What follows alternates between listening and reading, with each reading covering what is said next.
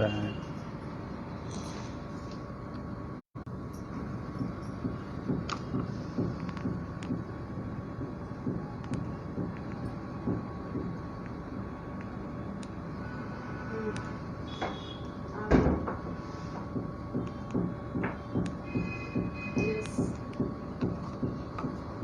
नमस्कार सर।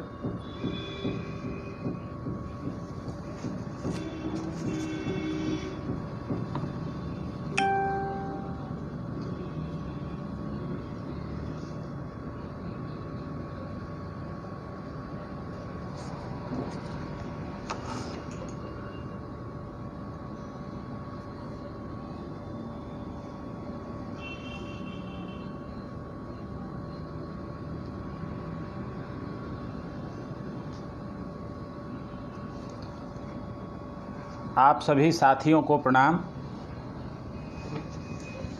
मुक्तिबोध साहित्यिक मंच के बानी मबानी श्रद्धेय प्रोफेसर सूर्य नारायण जी और इस मंच से जुड़े दोस्तों, बनारस में युवा मित्र मानवेंद्र जी, इतने बड़े विषय भारतीय नवजागरण और भारत की खोज श्रृंखला के तहत बालकृष्ण भट्ट के जानिब से नवजागरण के लोकवृत्त पर बातचीत करने का मौका देने के लिए मैं मुक्तिबोध साहित्यिक मंच के प्रति आभारी हूँ। लेकिन नवजागरण की इस व्यापक परिधि को समेटने की क्षमता मुझ में नहीं है, इसलिए संकोच भी है। खैर, हिंदी नवजागरण के मामूली विद्यार्थी की हैसियत से आप सबसे कुछ बातचीत करूँगा, जो हो सकता है बहुत अव्यवस्थित किस्म का हो, पर उसे व्यवस्थित करने की कोशिश ही तो नवजागरण है। मित्रों, आज का भारत 19वीं शताब्दी के भीतर बनना शुरू होता है और यह शुरुआत एक नए प्रबोधन के साथ होती है, जिसका उद्देश्य बुद्धिवादी जागरूकता के अलावा राष्ट्रीय आत्म पहचान को कायम करना भी है। 19वीं शताब्दी के नवजागरण में जिस भारत और भारतीयता को स्थापित करने की कोशिश हो रही थी, उसकी पृष्ठभूमि में एक तरफ मध्यकालीन संत भक्त कवियों की उदार सहजता और सांस्कृतिक संवाद धर्मिता की चेतना थी, तो दूसरी तरफ औपनिवेशिक जातीय तनाव के भीतर राजनीतिक सांस्कृतिक प्रबोधन की चिंताएं भी थीं। मित्रों, जैसे भारत भिन्न भिन्न राष्ट्रीयताओं का एक समुच्चय है, वैसे ही भारतीय नवजागरण भी भिन्न भिन्न भाषा भाषी समूहों के भीतर की बौद्धिकता और जनपदीयता की सामूहिक आकांक्षाओं का प्रतिफलन है। प्रायः यह कहा जाता है कि 19वीं शताब्दी ज्ञान और परिवर्तन की शताब्दी है। इसलिए नवजागरण के भीतर बुद्धिवादी जागरूकता और परिवर्तन की चाह प्रबल है। यह बात सच भी है, लेकिन मैं जोर देकर कहना चाहता हूँ कि 19वीं शताब्दी ज्ञान, विज्ञान और परिवर्तन की शताब्दी तो है ही, साथ ही वह असहमत की भी शताब्दी है। इसलिए भारतीय नवजागरण में संवाद धर्मी असहमत की चेतना को समझने की ज़रूरत है, और आज के दौर में उस असहमत की चेतना को समझने की ज़रूरत पहले से अधिक है। हमारे नवजागरण की एक महत्वपूर्ण विशेषता संवाद धर्मी असहमत भी है। तिलक, राणा डे, फुले, गोखले, राम मोहन राय, विद्यासागर, राधाकांत देव, विवेकानंद, गुरजाटा अप्पाराव, वीरेशलिंगम पतुल से लेकर सर सैयद अहमद खान, बदरुद्दीन तैयब जी, अल्ताफ़ हुसैन हाली, और इतना ही नहीं बल्कि हिंदी प्रदेश में भारतीय हिंदू, सितारे हिंद, बालकृष्ण भट्ट, महावीर प्रसाद द्विवेदी तथा बाल मुकुंद गुप्त तक असहमत के मुकाबले सहमत के मुकाबले असहमत के स्वर अधिक प्रबल हैं। सहमत बहुत कम है, असहमत के बहुत सारे स्वर इस नवजागरण में सुनाई पड़ते हैं। हिंदी प्रदेश के नवजागरण में भी इस असहमत को देखना दिलचस्प है। भारतेंदु से लेकर प्रगतिशील आंदोलन तक नवजागरण की वह संवाद धर्मी असहमति साफ दिखती है, जिसकी बुनियाद 19वीं शताब्दी के नवजागरण में है। साथियों, जिस भारतीय नवजागरण का एक हिस्सा हिंदी नवजागरण है, उसके अध्ययन और उसके विश्लेषण में 19वीं शताब्दी के नवजागरण की जो पूरी बहस है, वह बहस भारतेंदु मंडल से शुरू होती है। और उस भारतेंदु मंडल के से शुरू होने में भारतेंदु युग जब आप कहते हैं तो वो पूरी बहस भारतेंदु के आसपास घूमती है। और यह पूरी बहस भारतेंदु युग को एक अखंड विचार चेतना मानकर, एक ही तरह की सामूहिक चेतना मानकर होती है, जबकि भारतेंदु मंडल के भीतर और उसके समानांतर भिन्न भिन्न विचार समूहों की संगठित सक्रियता बनी हुई है, दिखाई देती है। ध्यान रखने वाली बात तो यह है कि भारतेंदु युग और जो हिंदी नवजागरण पर विचार करने वाले ज़्यादातर लोग हैं, उन सब ने प्रायः भारतेंदु युग पर विचार करते हुए इस भिन्न भिन्न तरह के जो असहमत मंडल हैं, भारतेंदु मंडल के भीतर ढेर सारे उपमंडल हैं। बालकृष्ण भट्ट का अलग मंडल है, राधाचरण गोस्वामी का अलग मंडल है, प्रताप नारायण मिश्र का अलग मंडल है, और एक मंडल मुरादाबाद के लेखकों का है, उस पर तो एक मुकम्मल किताब ही है। पटना में चैतन्य पुस्तकालय है, गाय घाट में बाबू खड़ग विलास प्रेस बाबू रामदीन सिंह का केंद्र ही है नवजागरण के। फिर बताते हैं कि उन्हीं के यहाँ, बाबू रामदीन सिंह के यहाँ, उन्होंने शतरंज की तर्ज पर एक खेल देखा था, अतरंज। यह भारतीय मतलब एक खेल था अतरंज जो उनके पास था बाबू रामदीन सिंह के यहाँ। तो बहुत सारी चीज़ें ऐसी हैं जो भिन्न भिन्न तरह की चीज़ें हैं, और जब आप भारतेंदु मंडल कहते हैं तो उससे एक ही तरह की चेतना का बोध होता है। आप देखेंगे कि भारतेंदु मंडल के भीतर जो उपमंडल हैं वो एक दूसरे से कितना भिन्न है। प्रेमघन का एक मिर्ज़ापुर में मंडल है, इलाहाबाद का मंडल नवजागरण के लेखकों में सबसे अधिक राजनीतिक रूप से प्रखर मंडल है, और उसका कारण यह है कि उस मंडल की धुरी बालकृष्ण भट्ट हैं। रामविलास जी ने भारतेंदु युग वाली किताब के दूसरे संस्करण में लिखा है कि हिंदी आलोचकों से मैं निवेदन करूंगा कि वे भारतेंदु युग के लेखकों पर अलग अलग पुस्तकें लिखने की तरफ ध्यान दें और उनकी अप्रकाशित रचनाओं को प्रकाश में लाने का प्रयत्न करें। इससे भारतीय संस्कृति के इतिहास को समझने में मदद मिलेगी। अगर भारतीय संस्कृति के इतिहास को समझने में मदद न भी मिले तो भी भारतेंदु युग के लेखकों पर अलग अलग विचार करने से 19वीं शताब्दी की उस ज्ञान चेतना की विविधता का पता चलता है। यह नवजागरण सिर्फ कुछ 19वीं शताब्दी के धार्मिक सुधार के सवालों तक सीमित नहीं है। यह नवजागरण हिंदी ज्ञान अंतरिक्ष के बड़े आयतन को अपने भीतर समेटता है, और उसको देखने के लिए केवल एक पत्रिका, केवल एक लेखक या केवल 2-4 लेखकों पर बात करना मुनासिब नहीं है। जो लोग भी समूचे नवजागरण की जो अर्जित उपलब्धियां हैं उनको खारिज कर रहे हैं या उन पर प्रश्न उठा रहे हैं, ढेर सारे प्रश्न उठा रहे हैं, तो प्रश्न उठाना तो ठीक है, क्योंकि इन प्रश्नों के भीतर ही नवजागरण की उस चेतना को में प्रवेश करने का मौका मिलेगा। लेकिन जो लोग इस नवजागरण को पिछड़ा, संकीर्ण और गैर प्रगतिशील साबित कर रहे हैं या उसके भीतर धार्मिक और सांप्रदायिक चीज़ें खोज रहे हैं, उसकी बुनियाद देख रहे हैं कि उसी के भीतर से यह सब चीज़ें निकली हैं, और इसको स्थापित करने के लिए जो तलवार भांज रहे हैं, तो तलवार भांजना तो ठीक, लेकिन आप हड़बड़ी में जब तलवार भांजते हैं तो यह ध्यान रखना चाहिए कि जब ये तलवार कहीं हाथ से जब छूटती है तो आहत कौन होता है, खंडित कौन होता है। तो समूचा वह जो नवजागरण का नवजागरण की जो ज्ञान मीमांसा है, उस ज्ञान मीमांसा को से जुड़े हुए जो लोग हैं, जो संस्थाएं हैं, इसीलिए आज यह विषय शीर्षक है बालकृष्ण भट्ट और हिंदी नवजागरण का लोकवृत्त।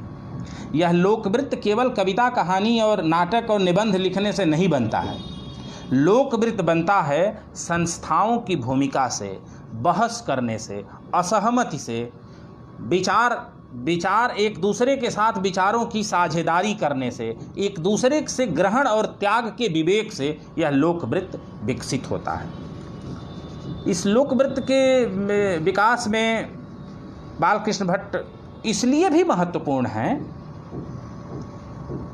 कि भारतेंदु मंडल में, जैसा मैंने कहा कि सबका स्वर एक सा नहीं है, भारतेंदु, बालकृष्ण भट्ट, प्रताप नारायण मिश्र, बद्री नारायण चौधरी, प्रेमघन, काशिफ शाह जायसवाल, राधाचंद्र गोस्वामी, कार्तिक प्रसाद खत्री, इन सबका अपना विशिष्ट महत्व है, अपना विशिष्ट स्वर है।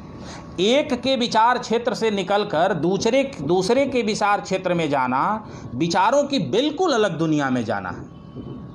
भारतेंदु हरिश्चंद्र में देश हितैषिता के साथ भाव सौंदर्य की कलात्मकता है। प्रताप नारायण मिश्र में खिलंदड़ापन के साथ सांस्कृतिक विजय की महत्वाकांक्षा का स्वर है।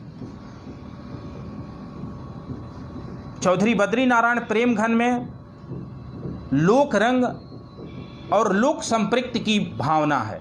राधाचरण गोस्वामी के यहाँ धार्मिक विरोध की उग्रता है। लेकिन बालकृष्ण भट्ट के यहाँ राजनीतिक चेतना का सुसंगत दृष्टिकोण, अंग्रेजी राज विरोधी सुसंगत दृष्टिकोण उनके यहाँ विकसित होता है। मैं जब इस बात पर जोर दे रहा हूँ तो यह इस आशय के साथ जोर दे रहा हूँ कि नवजागरण में जिस ज्ञान चेतना का विकास होना है, या जिस हिंदी भाषी समाज को लेकर के जिस चेतना को जाना है, उसमें बहुत प्रखर और मुखर दोनों, जितना बालकृष्ण भट्ट हैं वैसे कम लेखक मिलेंगे। वह इस नवजागरण की बहस की भाषा भी देते हैं और उसकी सामग्री भी, कि आप बहस करें कैसे, आप किस भाषा में बहस करें। ये नवजागरण की ज्ञान मीमांसा की बहस प्रताप नारायण मिश्र की भाषा में नहीं हो सकता, राधाचंद्र गोस्वामी की भाषा में नहीं हो सकता। उसके लिए एक सुसंगत और संयत और बहुत प्रखर भाषा की जरूरत है, एक तेजस्वी राजनीतिक चेतना की जरूरत है, जिसके केंद्र बालकृष्ण भट्ट हैं। हिंदी प्रदेश के नवजागरण के संदर्भ में बालकृष्ण भारतेंदु मंडल के महत्वपूर्ण प्रतीक बालकृष्ण भट्ट एकदम भिन्न किस्म की चेतना को लेकर के आगे बढ़ते हैं और एक नया प्रस्थान देते हैं, जिसका विकास बाद में राधा मोहन गोकुल, बाल मुकुंद गुप्त, सत्यभक्त और कृष्णकांत मालवी जैसे गणेश शंकर विद्यार्थी जैसे पत्रकारों ने बाद में किया। इसलिए हिंदी प्रदेश में बलिपंथी पत्रकारिता के जनक, या उस नवजागरण में, हिंदी नवजागरण में बलिपंथी चेतना के जनक, प्रस्थान बिंदु बालकृष्ण भट्ट हैं। 1857 के बाद भी हिंदी प्रदेश में विरोध की चेतना मध्यम नहीं हुई थी। अगर यह देखना हो तो बालकृष्ण भट्ट की पत्रकारिता और हिंदी प्रदीप की फाइलों को देखना चाहिए। एक तरह से हिंदी प्रदीप का प्रकाशन ही उन्होंने इसलिए किया था कि इन सारी चीज़ों को आगे बढ़ाया जाए। इसलिए मैं उपन्यास, नाटक लिखने को तो उन्होंने नाटक भी लिखा, उपन्यास भी, और 2-3 कहानियाँ भी, और कुछ लोकप्रिय शैली में कविताएं भी जो बड़ी शानदार हैं, जिन पर हिंदी में प्रायः चर्चा नहीं हुई है कि बालकृष्ण भट्ट ने कविताएं भी लिखी हैं। लिखने को तो ये सब लिखा उन्होंने, लेकिन जो युग विधायक उनका महत्व स्थापित होता है वो उनकी वैचारिक टिप्पणियों के माध्यम से होता है, और वह टिप्पणियाँ हिंदी प्रदीप में संपादकीय के तौर पर या भिन्न भिन्न मुद्दों पर लेख की शक्ल में लिखी गई थी। बालकृष्ण भट्ट के पूर्वज मालवा के रहने वाले मालवी ब्राह्मण थे, और वह बाद में ललितपुर आए और कंपनी शासन के दौर में वो इलाहाबाद के अहियापुर मोहल्ले में बस गए। वैसे ही जैसे मदन मोहन मालवीय के भी पूर्वज मालवा के रहने वाले थे, वहाँ से आए थे इलाहाबाद में। वो गौड़ ब्राह्मणों का वो कुनबा पूर्वांचल, पूर्वी उत्तर प्रदेश में मिर्ज़ापुर, बनारस और इलाहाबाद में छोटे छोटे समूहों में आकर के बसा। और पिता परिवार की तरफ से किराने का व्यापार का काम होता था, और पिता की मृत्यु के बाद इनके बाबा की मृत्यु के बाद दोनों भाइयों ने, इनके पिता और चाचा ने, उसी किराने के व्यापार को आगे बढ़ाया।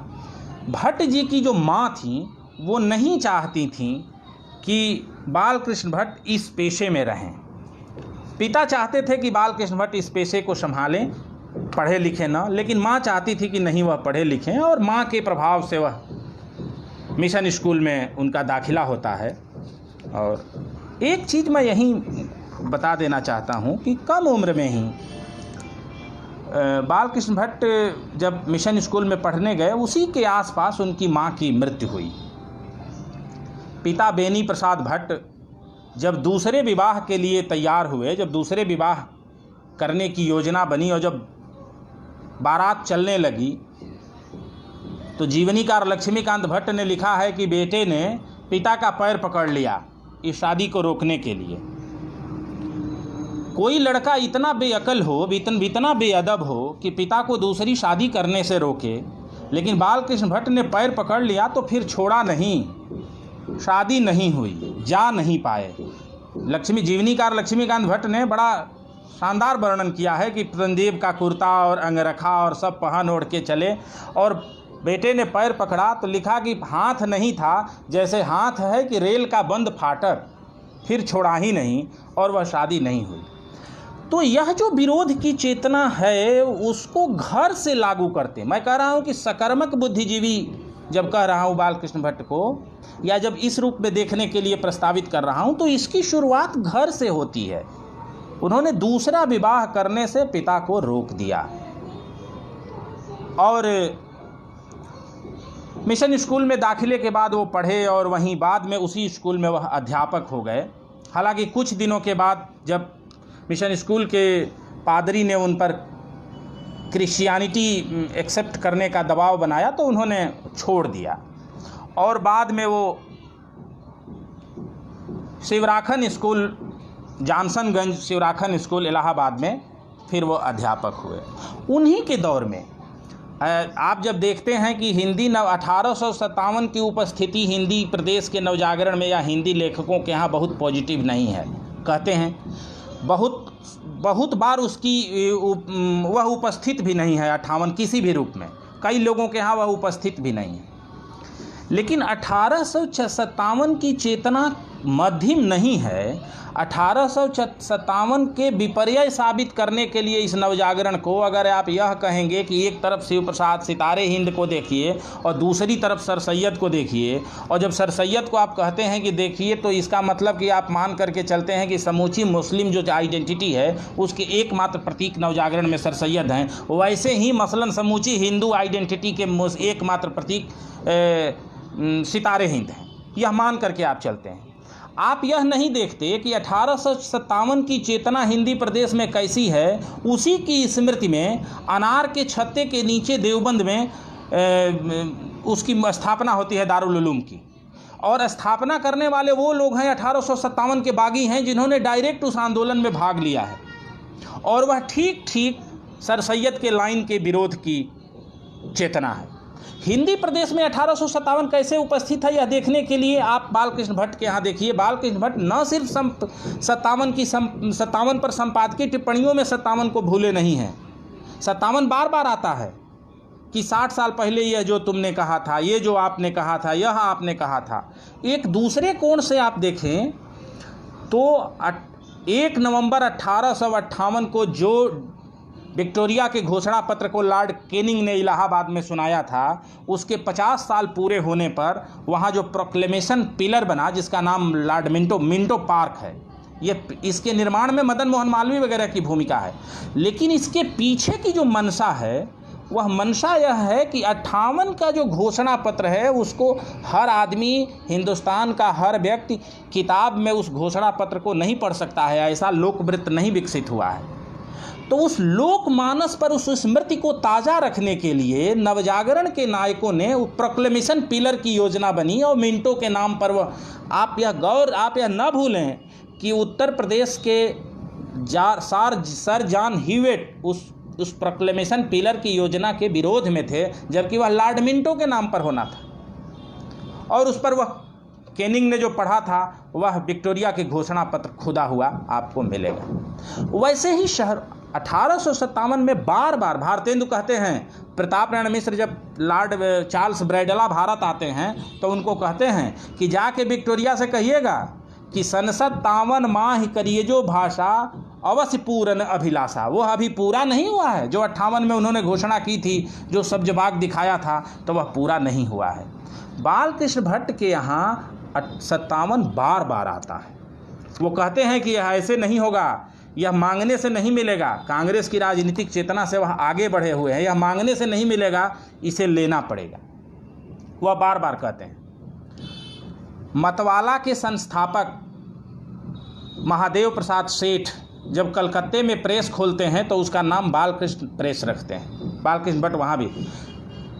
शिवराखन स्कूल में जब बालकृष्ण भट्ट अध्यापक हैं, आप उसी दौर में देखिए, स्वदेशी के मेले की शुरुआत होती है, जहाँ पहली बार राधा मोहन गोकुल बालकृष्ण भट्ट से वगैरह से मिलते हैं, पंडित सुंदरलाल से मिलते हैं। और बाद में राधा मोहन गोकुल आर्य समाज से लेकर के और कम्युनिस्ट पार्टी तक गए। ईश्वर के बहिष्कार तक की जो राधा मोहन गोकुल की यात्रा है, इस तरह के ढेर सारे नौजवानों का, जिनका जिक्र मैं कोशिश करूंगा कि बाद में हो, उन सब की धुरी बालकृष्ण भट्ट हैं।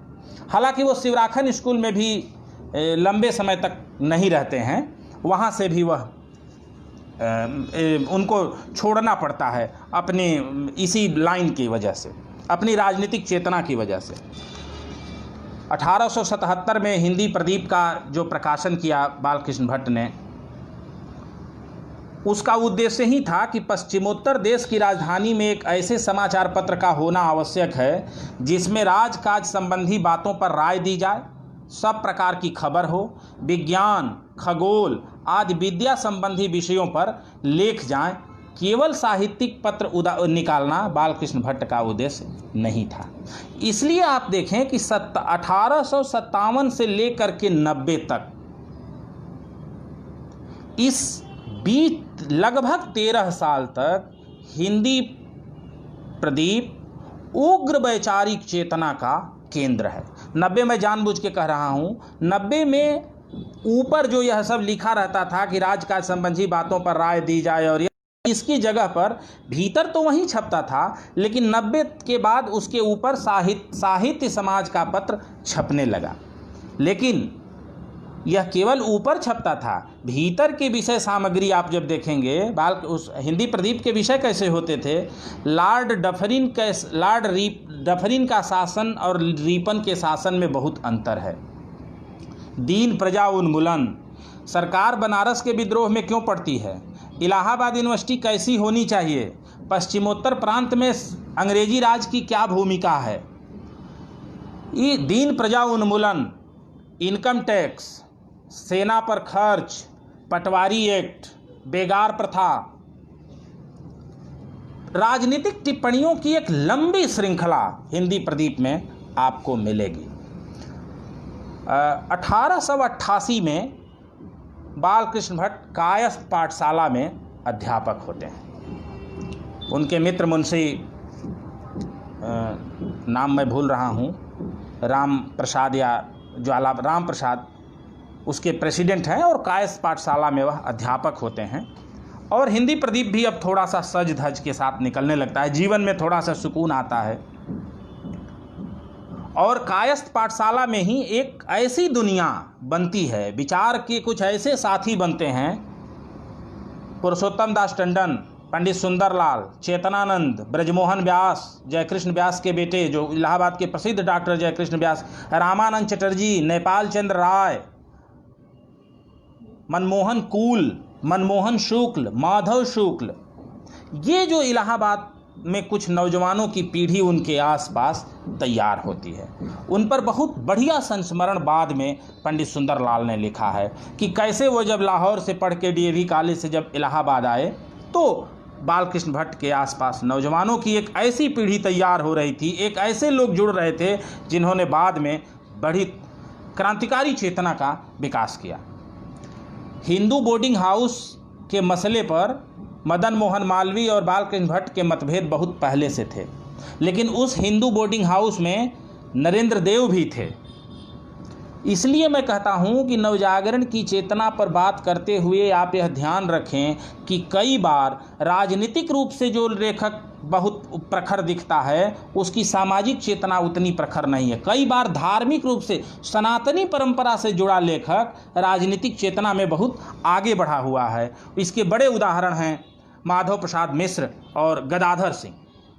नरेंद्र देव के पिता सनातन धर्म महामंडल से जुड़े हुए थे और इस सनातन धर्म महामंडल में दो तरह के सनातन धर्म महामंडल मानता था कि नृपतंत्र होना चाहिए हिंदुस्तान में।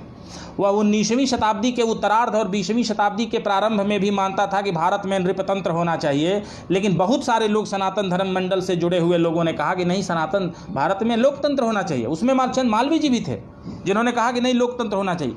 बालकृष्ण भट्ट ने सनातन धर्म महामंडल को धर्म का सबसे बड़ा तितिम्बा कहा कि यह धार्मिक चेतना के तितिम्बा है, यह बर्रे का छत्ता है।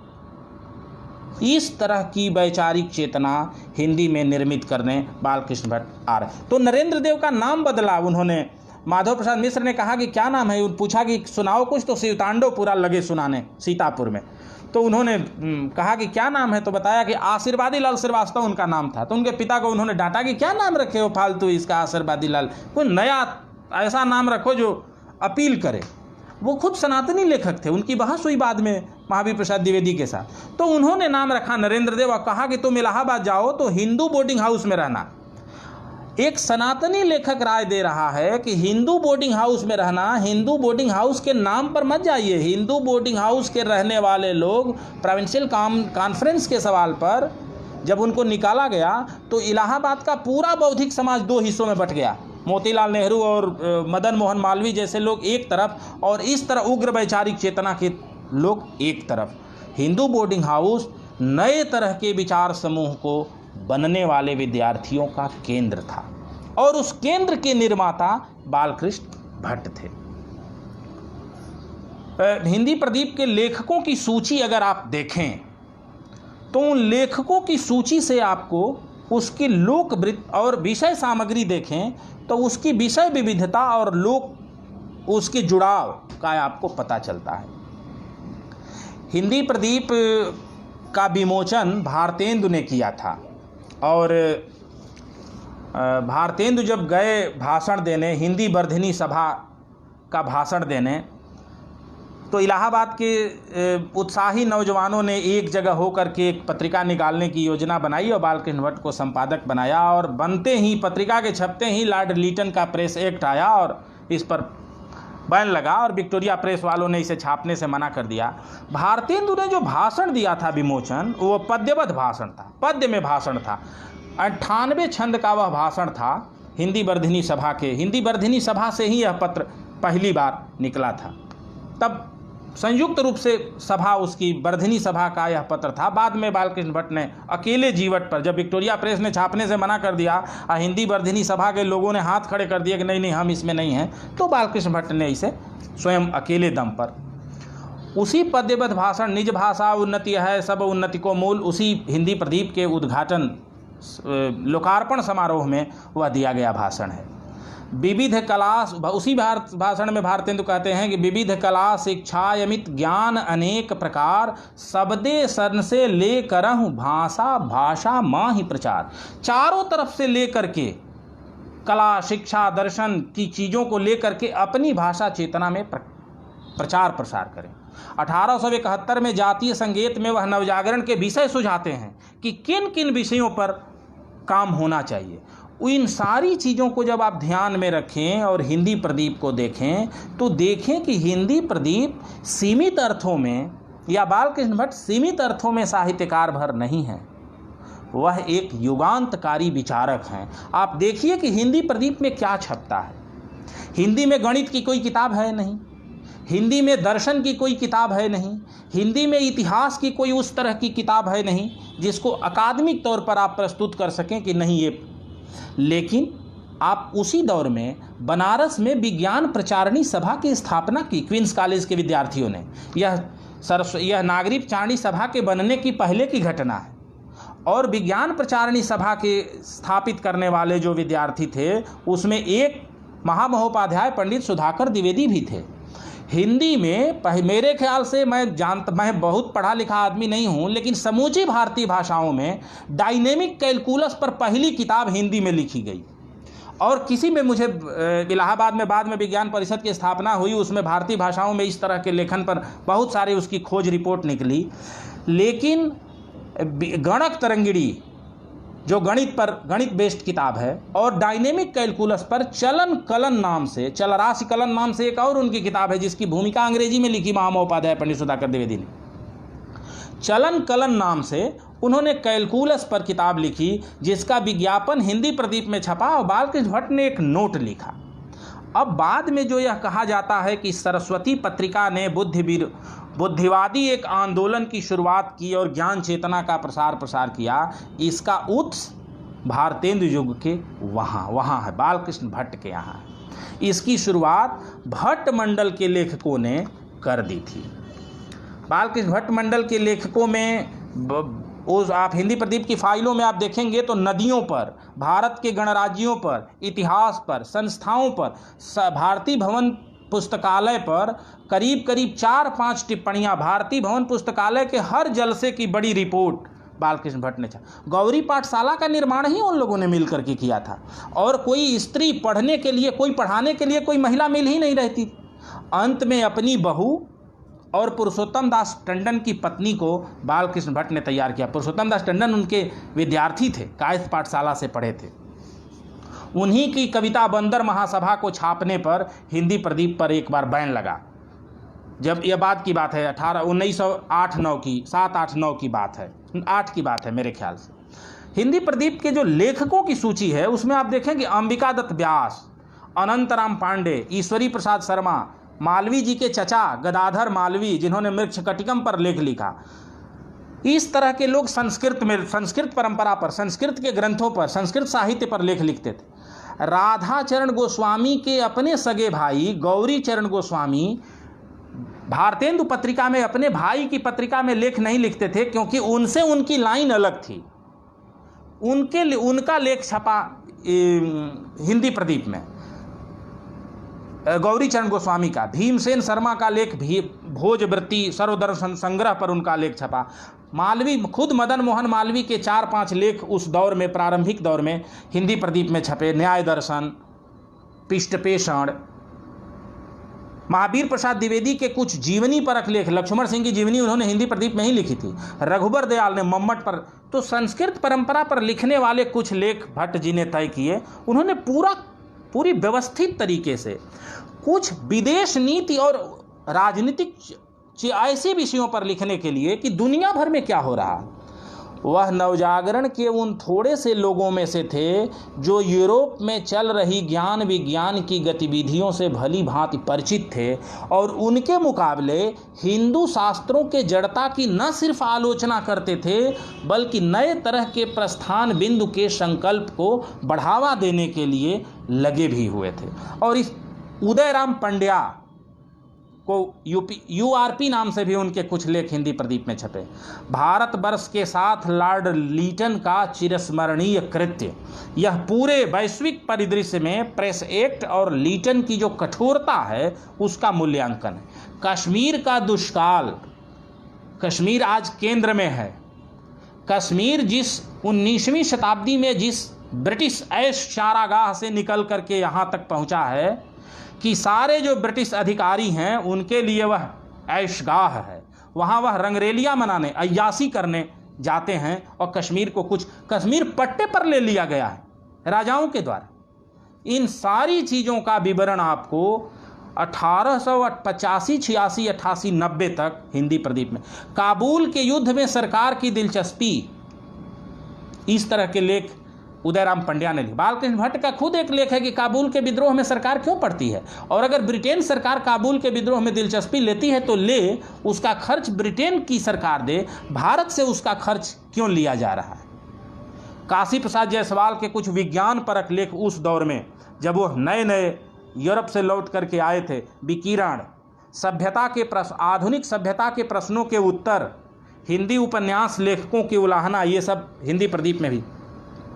भारतेंदु युग के एक और लेखक हैं जो बेहद महत्वपूर्ण हैं, जिन पर हिंदी में नए ढंग से काम होना चाहिए, हिंदी में यात्रा परक साहित्य की शुरुआत ठाकुर गदाधर सिंह से होती है।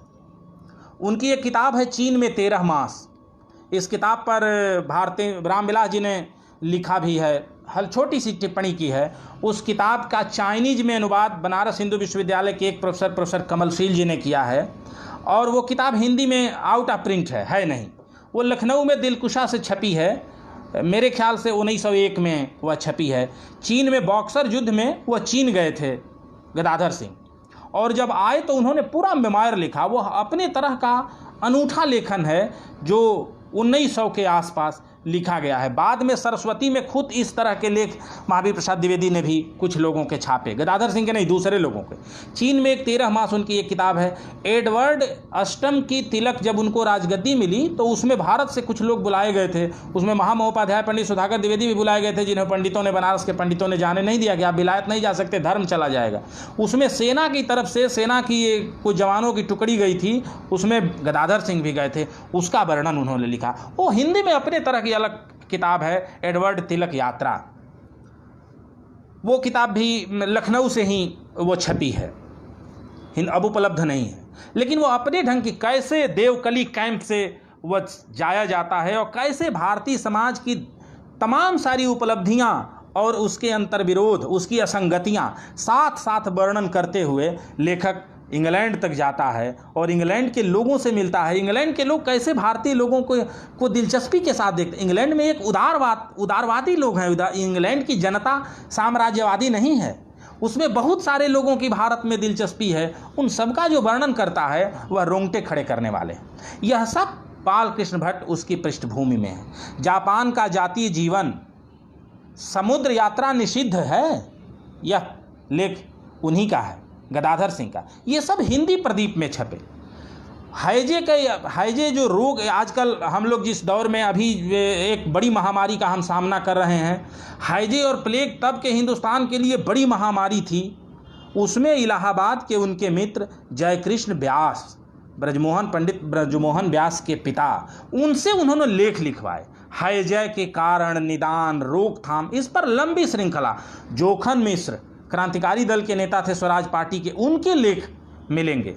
प्रताप नारायण मिश्र के लेख, राधाचंद्र गोस्वामी के लेख, और फिर महत्वपूर्ण लेखक राधा मोहन गोकुल को छापने का साहस बालकृष्ण भट्ट ने किया। कारणों की माला, हेनरी पैट्रिक और सुसभ्य सम्मेलन, इस तरह के लेख राधा मोहन गोकुल के इलाहाबाद में रहते हुए बालकृष्ण भट्ट ने छापे। बहुत सारे लेख, उसमें कुछ ऐसे लेख पुरुषोत्तम दास टंडन के, ब्रजमोहन कूल के, ब्रजमोहन व्यास के, मदन मोहन शुक्ल मोरल सीकर्स क्लब के बनाने वाले थे। खुद उनके अपने बेटे महादेव भट्ट, चित्रदर्शन शीर्षक से उनके लेख। सूरत की बेडौल सूरत कांग्रेस पर उनकी टिप्पणी थी, उस पर रिपोर्टिंग करवाई। महादेव भट्ट बहुत प्रखर राजनीतिक लेखक थे। मधुमंगल मिश्र जबलपुर के बाद में वह हितकारिणी के संपादक बने, जबलपुर के कॉलेज में अध्यापक थे, वो कायस पाठशाला में उनके विद्यार्थी थे। माधव शुक्ल जो कर्मयोगी और अभ्युदय के बड़े पत्रकार थे, उन्हीं की कविता है बम क्या है, जिस कविता के बाद हिंदी प्रदीप पर 3000 रुपये का जुर्माना लगा था। लाला लाजपत राय के कुछ लेख हिंदी प्रदीप में छपे। मूलचंद भट्ट, उनके दूसरे लड़के, भारत के दुर्दिन के कारण, दुख का पहाड़, यह सब।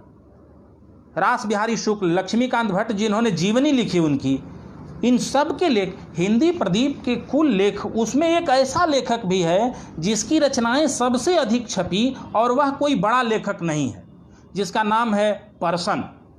और अकेले परसन ऐसे लेखक हैं जिनकी रचनाएं हिंदी प्रदीप में सबसे अधिक छपी। कुल लगभग 70-72 उनके रचनाएं छपी। और वो लाई तिलकुट बेचते थे और इलाहाबाद में रेवड़ी तिलकुट बेचते थे। जाति से कालवार थे और पढ़े लिखे नहीं थे, वह गा कर बेचते थे। उन सब चीज़ों को बालकृष्ण भट्ट के सघन सोहबत में आर्य भट्ट जी ने उसे छापना शुरू किया। तो उनकी 65-66 बाद में उनकी मृत्यु पर जो संस्मरण लिखे लोगों ने, काशी प्रसाद जायसवाल और रास बिहारी शुक्ल वगैरह ने, उसमें परसन के और उनके रिश्ते पर बहुत मार्मिक टिप्पणियाँ की और मार्मिक ढंग से उसका बयान किया, वो कितने करीब थे। तो एक जो लोग कहते हैं कि हिंदी प्रदेश का नवजागरण केवल भद्र वर्ग के भीतर का नवजागरण है, उन्हें ध्यान देना चाहिए कि इस तरह के लेखक अब्दुल रऊफ जिनका मेल मिलाप, सांप्रदायिकता विरोधी हिंदी नवजागरण के दौर में प्रसिद्ध लेख है मेल मिलाप, जो हिंदी प्रदीप में छपा, और जो वह लाइन लेते हैं वह धर्मनिरपेक्षता और सर्वधर्म समभाव दोनों को अपने में मिलाए हुए। अब्दुल रऊफ़ के लेख डुमरांव के रहने वाले अज्ञात लोग जिन्हें हम नहीं जानते हैं, हरदेव मिश्र, सोहन सिंह, फलाने सिंह, इन लोगों की टिप्पणियाँ हिंदी प्रदीप में छपी, अलवर से, डुमरांव से, छोटी छोटी जगहों से। तो एक बड़े लोक वृत्त को बालकृष्ण भट्ट पूरा करते हैं। और भारतेंदु युग के लेखकों में उनका जो परिवेश है, उनकी जो आर्थिक स्थिति है, उनका जो अपना सामाजिक परिवेश है, वो साधन संपन्न व्यक्ति नहीं थे। वो उन थोड़े से लोगों में से थे जो किसी तरह अपने रोजी रोटी का जुगाड़ कर रहे थे, चला रहे थे अपना घर परिवार। वो प्रताप नारायण मिश्र को पैसे की क्राइसिस नहीं थी। उनके पिता संकटा प्रसाद मिश्र बहुत बड़े ज्योतिषी थे। प्रताप नारायण मिश्र ने खुद बाद में लिखा है कि 40 रुपये मुझे किराए से मिलते थे और 15 रुपये की मैं एक अंग्रेज की ट्यूशन करता था, तो अंग्रेज बहादुर की कृपा से उस ज़माने में 55 रुपये महीने मिलते थे। उन्हें कुछ करने, परिवार था नहीं, पति पत्नी 2 ही लोग थे। राधाचरण गोस्वामी के पास खुद इतने लोग थे कि उनको चंदा बहुत सारा मिल जाता था। संघर्ष नवजागरण के लेखकों का अपना था, लेकिन बालकृष्ण भट्ट तो एक मामूली अध्यापक, 5-6 लड़के, भरा पूरा परिवार, हिंदी कहते थे कि एक लड़का हिंदी प्रदीप भी है, इसे भी संभालना। और हिंदी प्रदीप को लेकर के 32 साल तक उस ज्ञान चेतना को लेकर के कैसे कैसे हिंदी प्रदीप आगे बढ़ा। तो हिंदी प्रदीप की कहानी इतनी कारुणिक है कि रोंगटे खड़े हो जाते हैं। कोई प्रेस नहीं मिलता था उसको छापने के लिए। हिंदी प्रदीप को इतने सालों में एक ही साल में 2-2 प्रेस के चक्कर लगाने पड़े। सुंदरलाल ने अपने प्रेस से छापा, वहीं 5 साल एक प्रेस से हिंदी प्रदीप निकला। बाकी तो हिंदी प्रदीप को विक्टोरिया प्रेस, बनारस के लाइट प्रेस, प्रयाग यंत्रालय, Deshopkarak press, Prayag press, Saraswati press, union press, Abhyuday press, न जाने कितने 15 प्रेस का चक्कर काटते हुए हिंदी प्रदीप 1910 में बंद हुआ, सदा के लिए बंद हो गया। उनके शिष्य ब्रजमोहन व्यास ने लिखा है कि लिस्ताने हयात का न सुन चंद रोज किस्सा, बहार आई थी बरसों में, खिजा आई घड़ी भर में। और हिंदी प्रदीप नष्ट हो गया। एक प्रखर राजनीतिक पत्र, इलाहाबाद में इंडियन प्रेस था। सरस्वती को छपने के लिए उस लोकवृत्त में कोई संघर्ष नहीं करना पड़ा। बड़े प्रेस थे इलाहाबाद में, लेकिन किसी ने 1907 में पहली बार मालवीय जी ने कहा, 1906 में बालकृष्ण भट्ट की खष्टिपूर्ति पर सरस्वती में महावीर प्रसाद द्विवेदी ने एक लेख लिखा, और उस लेख में कहा कि बड़ी प्रशंसा की हिंदी प्रदीप की कि पश्चिमोत्तर प्रांत में निकलने वाले पत्रों में एक हिंदी प्रदीप ही है जो कि राजनीतिक चेतना में सबसे अधिक प्रखर पत्र है। अगर यह पत्र अंग्रेजी में होता तो इसको सम्मान मिलता, अगर यह दुनिया की किसी दूसरी भाषा में निकलता तो इसको सम्मानित किया जाता, लेकिन इस बेचारी अभागी हिंदी की ऐसी दशा है कि इसमें कोई उसकी पूछने वाला नहीं है। उसी लेख में आगे महावीर प्रसाद द्विवेदी ने कहा कि भट्ट जी से हमारी प्रार्थना है कि समय के रंग ढंग को देखकर उन्हें अपने लिखने का तर्ज कुछ बदल देना चाहिए और जिन विषयों पर वो लिखा करते हैं उनमें परिवर्तन करना चाहिए। ये अगस्त 1906 में, जून में उनकी वो 60 साल के हुए और जुलाई अगस्त में कई पत्रिकाओं में उनके ऊपर लेख आए। तो सरस्वती में यह महावीर प्रसाद द्विवेदी ने लिखा। बालकृष्ण भट्ट 1906 में द्विवेदी जी ने कहा कि अब अपना लिखने का रंग ढंग बदल देना चाहिए, और 1908 में बलुआ घाट की सभा की घटना घट गई। 1908 में खुदीराम बोस की फांसी पर सुंदरलाल ने एक विज्ञप्ति निकाली और एक इलाहाबाद के लेखकों को इलाहाबाद के बौद्धिक लोगों को आमंत्रित किया कि खुदीराम बोस की फांसी पर एक विरोध सभा की जा रही है, जिसकी अध्यक्षता उनको करनी थी, मदन मोहन मालवीय को और मोतीलाल नेहरू को, जिन्होंने क्रमशः मना कर दिया। और अंत में बालकृष्ण भट्ट सभा के अध्यक्ष थे। सुंदरलाल ने अपने संस्मरण में लिखा है कि कुल 27 लोग थे, जिसमें 13 तो CID के लोग थे, 17 अपने लोग थे। और जब लोगों ने बोला तिलक के बहाने वह सभा की गई कि तिलक को उसी समय देश निकाला मिला है। बालकृष्ण भट्ट जब अध्यक्षीय वक्तव्य बोलने के लिए खड़े हुए तो वह तिलक पर नहीं बोले, खुदीराम बोस पर बोले और उन्होंने कहा कि का तिलक तिलक। इलाहाबाद की बोली में उन्होंने बोला। लोगों ने उनका कुर्ता खींचा कि क्या खुदीराम बोस का नाम सार्वजनिक तौर पर मत लीजिए। उन्होंने कहा कि क्यों हमारा कुर्ता खींचत हो, तिलक तिलक क्या तिलक तिलक करत हो। तिलक तो एक देश के लिए गए राज ही हैं, हम तो उनकी बात करत हैं जो फिर कभी नहीं हैं, जो अधखिले ही मुरझाई गए। हम तो खुदीराम बोस पर बात करेंगे। खुदीराम बोस और प्रफुल्ल चाकी पर बालकृष्ण भट्ट ने भाषण दिया। जो होना था वही हुआ, यह तो होना ही था। और कलेक्टर ने कायस्थ पाठशाला को नोटिस दिया और बालकृष्ण भट्ट को तलब किया अपने यहाँ। जैसे ही बलुआ घाट की सभा का नाम कलेक्टर ने लिया और कहा कि आप माफ़ी मांगिए, उन्होंने कहा अच्छी राम राम, हमका अस नौकरी ना चाहिए। केवल एक वाक्य कहा, हमका अस नौकरी ना चाहिए, और चीख उठाया और बाहर निकल गए। जमी जमाई गृहस्थी, 20 साल की गृहस्थी, 88 में वह अध्यापक हुए, गृहस्थी पटरी पर आई थी। हिंदी प्रदीप भी सज धज के साथ निकला था। अपने विचारों के खातिर बालकृष्ण भट्ट ने समझौता नहीं किया और चले आए। ऐसी ही एक घटना 1907 की है। मालवीय जी ने कहा कि आप क्यों इधर उधर प्रेस के चक्कर में हैं, हमारे अभ्युदय प्रेस से हिंदी प्रदीप भी छपेगा। और हिंदी प्रदीप छपने शुरू हुआ। बंदर महासभा काव्य वहीं से, उन्हीं के प्रेस से छपा, जिसमें उन्होंने कहा कि पुरुषोत्तम दास टंडन की कविता में एक जगह आया था कि अंग्रेजों को बंदर के रूप में दिखाया गया था, और एक जगह आया था कि एक मैदान में भारी तख्ता वापे चुनी रकाबी पास, कुर्सिन पे बहु बानर बैठे, कलछिन लैले खावे मांस। यह कौतुक अचरज हम देखा, पूछा एक बानर से जाए, बोला बानर सुनो विदेशी, हम सब केवल मांस खाए। वह बंदर कहता है कि हम तो केवल मांस ही खाते हैं, अंग्रेजी राज को वह बंदर के प्रतीक में। और जब इसको नोटिस हुई, मालवीय जी ने देखा, तो मालवीय जी ने एक आर्डर पास किया अपने प्रेस को कि आज के बाद हिंदी प्रदीप जब भी छपे तो सत्यानंद जोशी उसे देख लिया करें। जब बालकृष्ण भट्ट को पता चला तो उन्होंने कहा कि मदन, हमारा लिखा सती देखें, हम डूब न मरें, हम जहर न खा लें, हमारा लिखा सती देखें, पास करें, तब हिंदी प्रदीप, तब अभ्युदय प्रेस से छपे। अब हिंदी प्रदीप की आज ही से मृत्यु समझी जाए, ऐसा नहीं होगा। हमारा लिखा आप देखें या पास करें तब छपे। उन्होंने वापस ले लिया और फिर वहीं दर दर भटकता हुआ। मालवीय जी के साथ उनकी, मैं बार बार कहता हूँ कि जो यह संवाद धर्मीय सहमति है, मालवीय जी उनके केवल नवजागरण के एक सहयोगी ही नहीं थे, उनके रिश्तेदार भी थे। उनके बेटे की बेटी की शादी मालवीय जी के बेटे से थी। लेकिन वैचारिक असहमतियों में न कहीं रिश्तेदारी थी और न उनका व्यक्तित्व।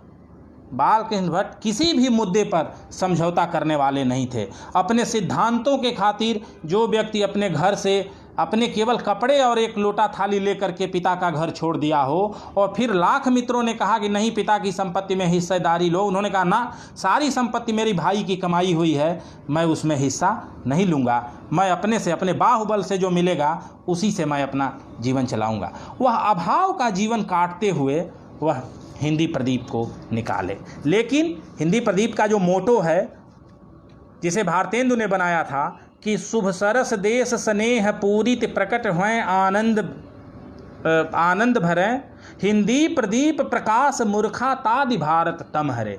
हिंदी प्रदीप का जन्म ही हिंदी प्रदेश में प्रकाश और मूर्खता आदि जो अंधकार है, इनके हरण करने के लिए हुआ था।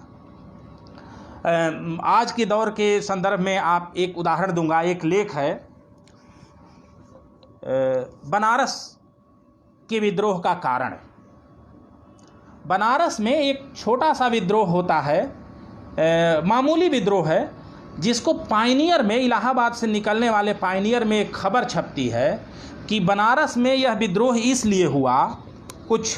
इसलिए हुआ कि एक रोड बनने के चक्कर में अंग्रेजों ने एक मंदिर के आसपास की खुदाई की है,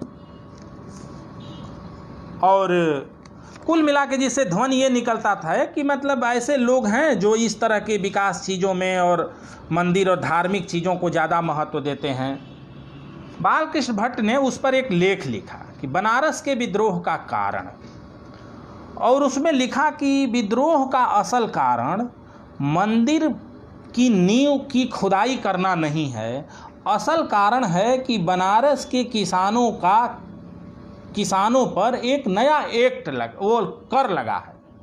उन किसानों के कर के लिए यह विद्रोह हुआ है, जिसको जो अंग्रेजी राज के पोषक पत्र हैं, जो अंग्रेजी ढंग के लोग हैं, वो इसको इस रूप से भारतीय समाज को पिछड़ा साबित करने के लिए इस तरह की चीज़ें दिखाई जा रही हैं।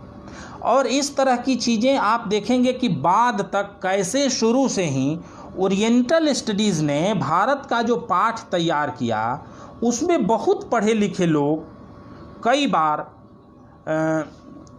जैसे जोनाथन डंकन और विलियम जोन्स के जो आपसी पत्राचार हैं, उसको आप देखिए। ये सब लोग, ये प्रखर न्यायविद और ओरिएंटल पाठ को गढ़ने वाले विलियम जोन्स ने, बनारस में एक प्रकरण आता है, एक ब्राह्मण पर हत्या का आरोप लगता है और वो तिलक लगाता है। उस पत्राचार में कहते हैं विलियम जोन्स कि यदि सज़ा उचित है और क्रूरतापूर्ण ढंग से भी सज़ा दी जाती है और देते हुए नौकर की मृत्यु हो जाती है, तो उसमें मालिक का दोष नहीं होता।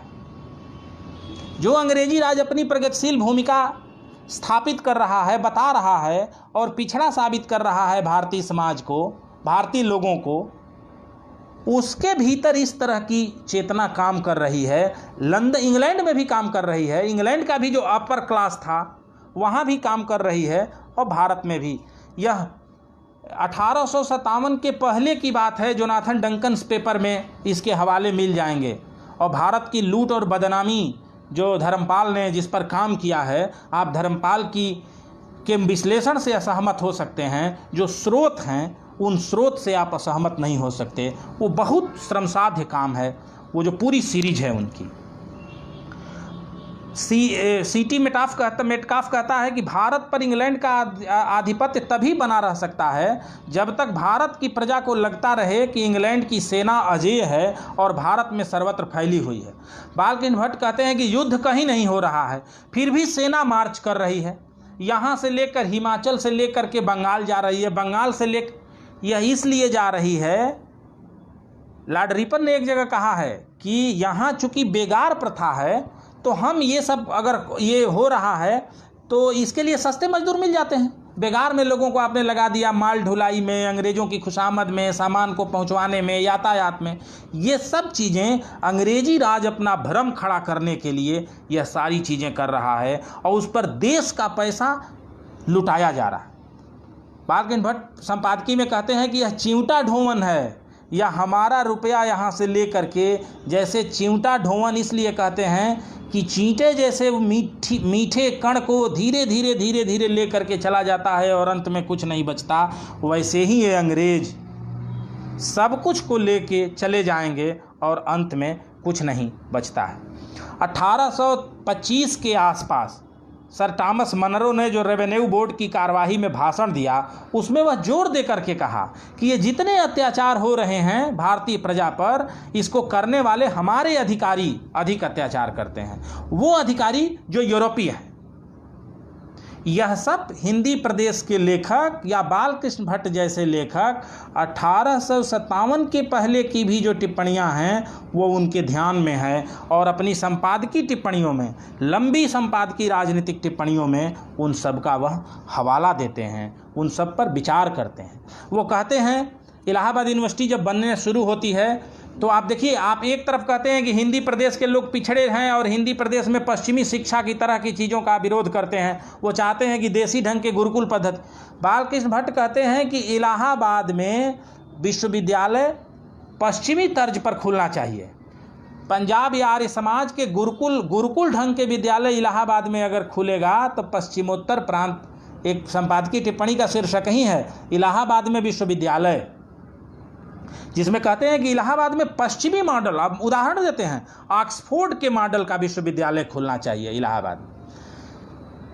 देसी ढंग की शिक्षा पद्धति से निकले नवजागरण के विचारक ऑक्सफोर्ड के ढंग का विश्वविद्यालय खोलना चाहते हैं। और आप देखिए कि 100 साल के भीतर ही इलाहाबाद विश्वविद्यालय के निकले हुए फिजिक्स के प्रोफेसर, जिन्हें मौका मिलता है कि वह विश्वविद्यालय और इस तरह की चीज़ों पर काम करें, वो कहते हैं कि ज्योतिष का विश्वविद्यालय खोलेंगे। यह जो विपर्य है, यह इस बात को प्रमाणित करता है कि नवजागरण की चेतना को हमने नहीं सीखा, या पूरी तौर से उस विचार चेतना को अब फॉलो किया जाना, अब लागू किया जाना हमारे जीवन में, आप बाद के भारतीय समाज की चीज़ों में उसको देखने की ज़रूरत है। यह अकारण नहीं है कि बनारस में सुधाकर द्विवेदी, जो ज्योतिष के विद्वान थे, उन्होंने फलित ज्योतिष की निंदा की और कहा कि यह फलित ज्योतिष ब्राह्मणों के पैसा खसोटने का चोंचला है। इलाहाबाद में बालकृष्ण भट्ट, जो संस्कृत के पढ़े लिखे व्यक्ति थे, उन्होंने कहा कि केवल संस्कृत झाड़ना समय को बर्बाद करना है और दिमागी मगजमारी है। क्या करो? कहते हैं कि कला कौशल में जापान का अनुकरण करो। उन्हीं सब बातों की आवृत्ति बाद में मदन मोहन मालवीय के लेखन में भी आपको सुनाई पड़ती है, जो बाद में इंडस्ट्रियल कमीशन के सामने जो असहमत नोट लिखते हैं, उसमें कहते हैं कि जापान की तर्ज पर शिक्षा दीक्षा की चीज़ों की शुरुआत हिंदी प्रदेश में होनी चाहिए। तो हिंदी प्रदीप में जो लिखा गया वह एक बड़े संदर्भ में पूरे हिंदी नवजागरण का एक मुकम्मल घोषणा पत्र है। उसके ज्ञान अंतरिक्ष का एक समग्र वानगी आपको दिखाई पड़ेगी। ऐसी कोई दूसरी पत्रिका नहीं है जिसमें उस ज्ञान चेतना के समग्र रूप आपको एक जगह दिखाई पड़े। अपने राजनीतिक टिप्पणियों के साथ साथ उन्होंने बार बार कहा कि सुशिक्षा और सभ्यता का दम भरने वाले हम लोग देसी चीज़ों के लिए बर्ताव के लिए सिर धूनते हैं और प्रत्यक्ष देख रहे हैं कि देश की बनी वस्तुओं के काम में न लाने से दरिद्रता देश में डेरा डाले हुए है, फिर भी हम स्वदेशी की तरफ ध्यान नहीं देते। कैसी उम्दादार अंग्रेज़ों ने उम्दा बरांडेदार बैरिकों की व्यवस्था की है, जिसमें अदना सा अदना गोरा आता है और कितना बहुमूल्य खाना खाता है और कितना उसके जीवन पर अंग्रेज खर्च करते हैं। और भारतीय अधिकारियों पर बालकृष्ण भट्ट कहते हैं कि भारतीय अधिकारियों पर केवल 8 रुपया, 100 रुपये में 8 रुपया खर्च होता है और बाकी सब ब्रिटिश अधिकारियों पर। यह जो दो तरह का भाव, इसीलिए इल्बर्ट बिल के सवाल पर, इसीलिए जो सहवास बिल आया, एज ऑफ कंसेंट बिल, उसके सवाल पर आप देखेंगे कि सहवास बिल के सवाल पर, एज ऑफ कंसेंट बिल के सवाल पर, जिस बंगाल को आप बहुत प्रखर नवजागरण का प्रतीक मानते हैं या बहुत आगे बढ़े हुए मानते हैं, वो सारे वहाँ लेखक आप देखेंगे कि एज ऑफ कंसेंट बिल के सवाल पर बहस कर रहे हैं कि नहीं, इस मामले में सरकार को दखल नहीं देना चाहिए। हिंदी प्रदेश में तो सारे लोग, प्रताप नारायण मिश्र और दूसरे ढेर सारे लेखक कहते हैं कि विवाह की उम्र क्या होगी यह सरकार नहीं तय कर सकती, ये तो सीधे सीधे सनातन परंपरा पर हमला है। ढेर सारे बालकृष्ण भट्ट उस चंद भारतीय समाज के लोगों के साथ खड़े हैं जो कहते हैं कि नहीं, यह उम्र बहुत कम है, इस उम्र को बढ़ाया जाना चाहिए। ऐसे ही एक भारतीय विचारक हैं बहराम जी मालवारी, जिस तिलक को राष्ट्रीय चेतना में आप इतने प्रखर हम आगे बढ़े हुए मानते हैं। रुक्माबाई के प्रसंग पर मैं ज़्यादा विस्तार से रुक्माबाई के प्रसंग पर जाऊंगा, वह अलग एक विषय है। दरअसल इस भारत की खोज श्रृंखला में इतने सारे विषय एक दूसरे से जुड़े हुए हैं कि वो सब अलग अलग स्वतंत्र बहस का विषय हैं। रुक्माबाई पर जाऊंगा तो वह अलग एक लंबा खींच जाएगा। उस पर सुधीर चंद की एक किताब ही है, इतिहासकार सुधीर चंद की, अनस्लेव्ड डॉटर। तो रुक्माबाई वाले प्रसंग पर जब रुक्माबाई के साथ कोई खड़ा नहीं है, रुक्माबाई ने कहा कि नहीं, मैं अपने इस पति के साथ नहीं जाऊंगी, क्योंकि मेरी शादी कम उम्र में हुई थी, तब मैं बच्ची थी, मैं उसमें न विरोध कर सकती थी न समर्थन कर सकती थी। और उन्होंने 11 साल तक मैं अपने पति के साथ नहीं रही, अब मैं चाहती हूं कि अपने पति के साथ में। कोर्ट ने आर्डर कर दिया कि नहीं, आपको पति के साथ रहना होगा, और उसकी अपील हुई लंदन। जब बहराम जी मालवारी ने कहा कि इसमें चंदा किया जाए, हम रुक्माबाई के साथ खड़े होंगे, तो आप महाराष्ट्र के बड़े विचारकों को आप देखेंगे, लोगों ने कह दिया कि नहीं, यह विषय समाज का विषय है, हमारा काम राजनीति करना है, राजनीतिक चेतना का प्रचार प्रसार करना है, हम इन सब विषयों पर ही समाज के हवाले छोड़ देंगे। मालवारी ने देश भर के संपादकों को चिट्ठी लिखी इस घटना पर। जाहिर सी बात है, हिंदी प्रदेश के भी संपादकों पर को चिट्ठी लिखी होगी, वो चिट्ठियां मिली भी होंगी, लेकिन हिंदी प्रदेश की पत्रिकाओं में बालकृष्ण भट्ट की पत्रिका हिंदी प्रदीप ऐसी पत्रिका है जिसने इस घटना पर संपादकीय लिखी और अलग से रुक्माबाई पर एक प्रेस नोट भी, और उस संपादकीय का शीर्षक है मालवारी के विचारों की पोषकता। उन्होंने कहा कि ये क्या काम है कि हमारा काम राजनीति करना है, समाज के विषय पर हम नहीं बोलेंगे, यह पहला काम है और इस समय सबका काम है मालवारी के साथ खड़ा होना। और मालवारी पर जो लोग यह प्रश्न उठाते हैं कि कोई पारसी होकर के हिंदू समाज के भीतर क्यों बोल रहा है, वो गलत हैं। इस देश के नागरिक होने के नाते किसी को भी हक है कि कहीं यह एक बिल्कुल आधुनिक दृष्टिकोण है और बिल्कुल स्वतंत्र प्रगतिशील मूल्य है कि देश के नागरिक को कहीं भी किसी भी विषय पर बोलने का हक है, और बालकृष्ण भट्ट मालवारी के साथ खड़े होते हैं। यह एक विरल पक्ष है। इस तरह से ढेर सारे उदाहरण ऐसे हैं। एक किसी व्यक्ति ने पूछा उनसे, सनातनी और आर्य समाजियों की बहस हिंदी प्रदेश में बहुत हुई है और जिस पर बहुत सारे लोगों ने इस पर इसके गलत और सही दोनों निष्कर्ष निकाले हैं। तो एक बार किसी ने पूछा बालकृष्ण भट्ट से कि आप सनातनी हैं या आर्य समाजी? तो उन्होंने कहा कि न मैं सनातनी हूँ, न मैं आर्य समाजी, मैं बुद्धि का अनुयायी हूँ। इससे उनका स्वतंत्र बौद्धिक दृष्टिकोण प्रमाणित होता है। वो अगर आर्य समाज की कहीं गलतियां हैं तो उसे भी कहते हैं, अगर सनातनी परंपरा की गलतियां हैं तो उसके खिलाफ, तो उन्हें तो इलाहाबाद में क्रिस्तान कहा जाता है कि ये क्रिस्तान हैं, जो अब धर्म को नहीं मानते, जो इस तरह की चीज़ों को नहीं मानते, जो हर तरह की चीज़ों को, जो एज ऑफ कंसेंट बिल की वकालत करते हैं कि हाँ शादी की उम्र, अंग्रेज़ों को कानून बनाना चाहिए कि शादी की उम्र, कम उम्र में शादियाँ न हों। इस तरह की चीज़ें, यह विधर्मी है, यह धर्म को नहीं मानता, इस तरह के लोग कहते हैं। उनसे किसी ने पूछा कि आधुनिक समय में यज्ञ वगैरह ये सब फालतू चीज़ें हैं, यज्ञ वगैरह को चंदा देना, यज्ञ वगैरह कराना, जागरण कराना, ये सब फालतू चीज़ें हैं। नवजागरण जिस असहमति को लेकर आगे बढ़ता है, उस असहमति में बहुत सारी ऐसी चीज़ें हैं जो अपने आसपास से शुरू होती हैं। जो लोग विचार और आचरण में जहाँ द्वैत है वहाँ यह काम बहुत आसान है, लेकिन जहाँ विचार और आचरण में एकता है वहाँ यह काम मुश्किल हो जाता है। बालकृष्ण भट्ट ने कहा कि अगर यज्ञ का उदाहरण आज के डेट में तुम्हें देखना हो तो यज्ञ है कांग्रेस। यज्ञ का उदाहरण है कांग्रेस को दिया कि यह आधुनिक यज्ञ है। कांग्रेस के साथ अगर आप खड़े होते हैं, कांग्रेस, आप उस दौर में देखिए, नवजागरण के एक बड़े विचारक ने कहा है कि हिंदी नवजागरण 1857 का विपर्यय हो जाता है। मतलब 1857 की चेतना को आगे नहीं बढ़ाता है, बल्कि 1857 की चेतना का विपर्यय हो जाता है, और कांग्रेस खुद 1857 की चेतना का विपर्यय है। उन्होंने कहा अब कांग्रेस 1857 की चेतना का विपर्यय हो सकती है, कांग्रेस का गठन विपर्यय हो सकता है। कांग्रेस ने जिस राजनीतिक तमीज की शुरुआत की 19वीं शताब्दी में, और जिस लोकवृत्त को विकसित किया कांग्रेस के माध्यम से, एक राजनीतिक स्पेस बना, वह 1857 का विपर्यय नहीं है। उसमें हर तरह की चेतना है। आप देखिए कि लाला लाजपत राय सनातनी मूल्यों को और आर्य समाज को, दोनों को मानते हैं, और लाला लाजपत राय आर्य समाज से प्रभावित हैं, लेकिन लाला लाजपत राय की ही विरासत में भगत सिंह आते हैं।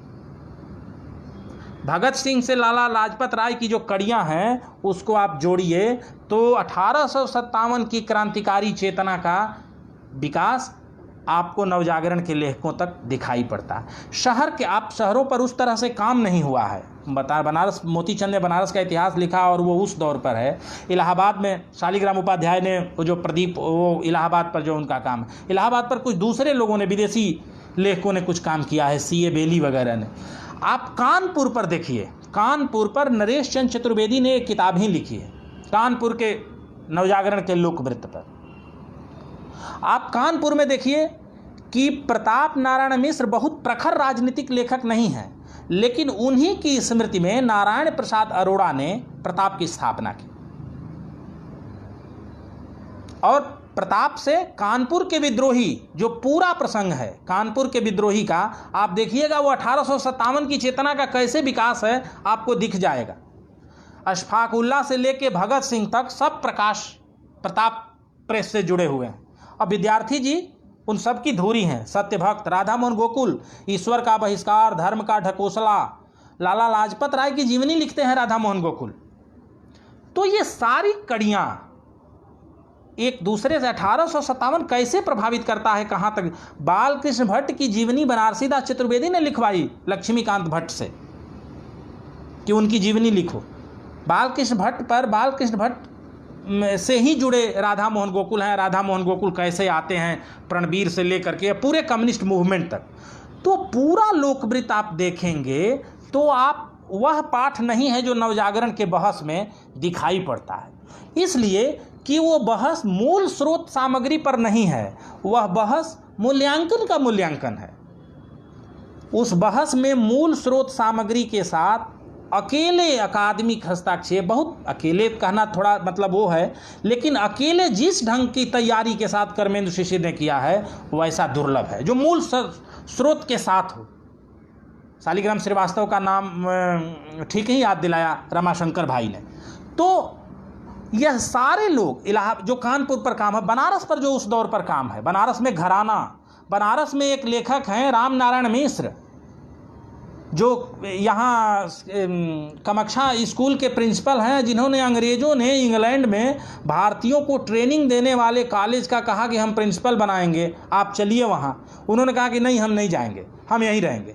वो यूरोप गए तो उन्होंने एक किताब ही लिखी है, यूरोप में 6 मास, वो और उनके मित्र गौरी शंकर। अब वो भूगोल के विद्वान हैं और भूगोल पर उनकी किताब, मिस्र के भूगोल पर भी उनकी किताब है। जापान का उन्होंने इतिहास लिखा पहली बार। बालकृष्ण भट्ट ने उसका विज्ञापन छापा कि जापान का इतिहास हिंदी में ये आना चाहिए था, और यह ड्यू काम को पूरा किया है राम नारायण मिश्र ने। राम नारायण मिश्र घराना नाम से, ये विष्णुचंद्र शर्मा के नाना थे। पहली बार हिंदी में राणा डे की जीवनी राम नारायण मिश्र ने लिखी है। तो राम नारायण मिश्र और ये लेखक भारतेंदु युग और द्विवेदी युग को जोड़ने वाली कड़ियाँ। कैसे महावीर प्रसाद द्विवेदी के यहाँ इस तरह की चीज़ें, ये कोश बालकृष्ण भट्ट उससे निकाले, कायस्थ पाठशाला से निकाले जाने के बाद, 1908 निकाले जाने के बाद रोजी रोटी का कोई साधन था नहीं। तो नागरी पचारणी सभा से जब कोश की शुरुआत हुई और कोश बनने की जब योजना बनने लगी तो उन्होंने कोश में ज्वाइन कर लिया, आ गए।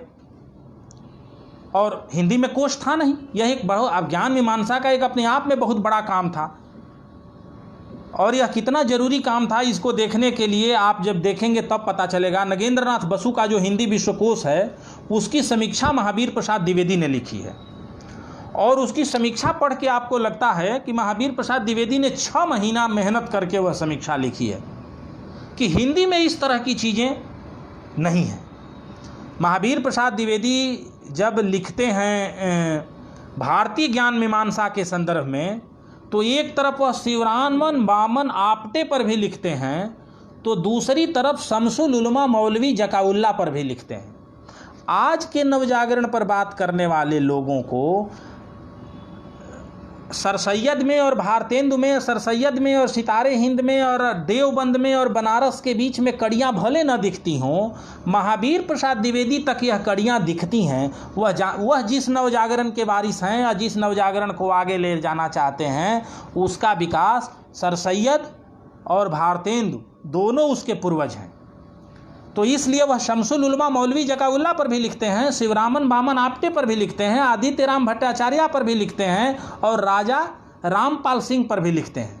यह समूचा लोकवृत्त जो हिंदी का बनता है वह एक तरह से नहीं बनता है कि खाली इन्हीं से यही लेखक हैं, 5-7 लेखक हैं और ये इन्हीं के आधार पर यह लोकवृत्त बनता है।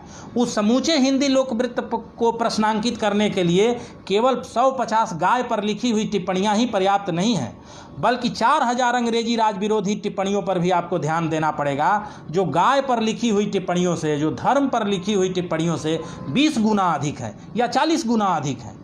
उनको छोड़ करके आप एक को लेना और एक को छोड़ देना, यह ऐसा करना नवजागरण के साथ धोखा करना है। तब वह 1910 में सभा से जुड़ते हैं और सभा 2 महीने बाद ही, अप्रैल में वह जुड़ते हैं, 2 महीने बाद ही श्याम सुंदर दास का ट्रांसफ़र कश्मीर होता है और सभा कश्मीर चला जाता है। उनके बेटे ने तब सभा के इस घटना की निंदा और लोगों ने तो नहीं की थी, रामचंद्र शुक्ल तो मतलब जुड़े ही जुड़े थे, तो वो श्याम सुंदर दास के सामने बोलने की हिम्मत और किसकी हो, लेकिन बालकृष्ण भट्ट ने इसकी खुली आलोचना की। और न सिर्फ खुली आलोचना की, बल्कि उनसे जुड़े कुछ एक लेखक ने अभ्युदय में एक कार्टून छपा और उस कार्टून में पहाड़ पर रेल की लाइनें बिछी हुई हैं और रेल ट्रंक पर किसी पर रामचंद्र शुक्ल बैठे हैं, किसी पर श्याम सुंदर दास, किसी पर बालकृष्ण भट्ट, किसी पर और लोग बैठे हैं और उस रेल के आगे का इंजन श्याम सुंदर दास के चश्मे की तरह बना हुआ है और वह रेल जा रही है। और इसकी आलोचना की, कहा कि यह पैसे की बर्बादी है। कोष श्याम सुंदर दास के एक व्यक्ति के ट्रांसफर हो जाने से समूचे कोष को ले जाकर वहां ले जाना, यह पैसे, जो पैसा चंदे से आया है। सभा हिंदी समाज के लोगों से चंदे से बनी हुई संस्था है और इसकी उन्होंने बहुत आलोचना की। हुआ यहीं कि वो गए और 2-3 महीने, अंत में चलनी तो श्याम सुंदर दास की ही थी। कोष गया कश्मीर और वहीं दुर्भाग्य से वह बांस की सीढ़ियों पर, लकड़ी की सीढ़ियों पर चढ़ते हुए वो गिरे और उनका कूल्हा टूट गया और फिर वहाँ से लेके अक्टूबर में उन्हें रामचंद्र शुक्ल इलाहाबाद आए, इलाहाबाद छोड़ गए। हालांकि पुनः श्याम सुंदर दास का ट्रांसफ़र बनारस हो गया और फिर कोष बनारस आया। अंत में जब कोष के एक लेखक रिटायर हो गए, एक लेखक की मृत्यु हो गई, तो वो जगह खाली हुई, तो लोगों ने बहुत समझाया कि आप मत जाइए। श्याम सुंदर दास के तनाव को देखते हुए कहा कि आप मत जाइए आप, लेकिन बालकृष्ण भट्ट फिर नहीं माने, क्योंकि ललक यही थी कि नहीं, बांग्ला में विश्वकोश है, हमारी हिंदी में इस तरह का कोश नहीं है, मराठी में है, अंग्रेजी में है, हमारी हिंदी में नहीं है। तो हिंदी की ज्ञान मीमांसा को भरने के लिए इन लेखकों ने अपने व्यक्तिगत अपमान को पी करके वह पुनः बनारस आए और अंततः फिर लड़ाई हुई और फिर उस असहमति में फिर जब दोबारा उन्होंने कोष छोड़ा तो वह चले गए। फिर वह इलाहाबाद लौट आए और फिर वह कोष से नहीं जुड़े और थोड़े दिनों ही बाद, 1 साल बाद ही 1914 में उनकी मृत्यु हो गई। उनकी मृत्यु पर इलाहाबाद के बड़े से बड़े राजनेता और सभी पत्रकारों ने श्रद्धांजलि व्यक्त की। तो कुल मिलाकर वह 1817 से लेकर के 1910 तक जो हिंदी प्रदीप में जो उनका राजनीतिक सामाजिक लेखन है, साहित्यिक लेखन एक अलग हिस्सा है जिस पर मैं बात ही नहीं कर रहा हूं, क्योंकि उस नवजागरण के लोकवृत्त को विस्तारित करने में इस सामाजिक राजनीतिक लेखन की अधिक भूमिका है। इसलिए मैं इस पर जोर देना चाहता हूं कि इसको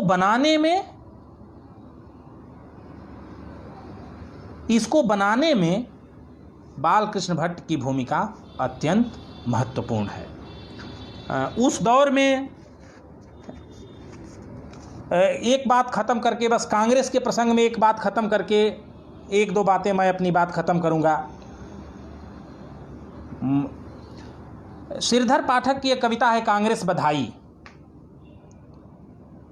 और बालकृष्ण भट्ट की एक कविता है कांग्रेस निदान,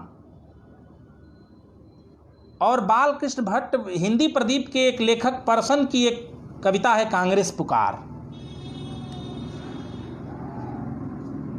बालकृष्ण भट्ट कांग्रेस निदान बहुत लंबी कविता है उनकी, उन्होंने कविताएं भी लिखी हैं हिंदी में।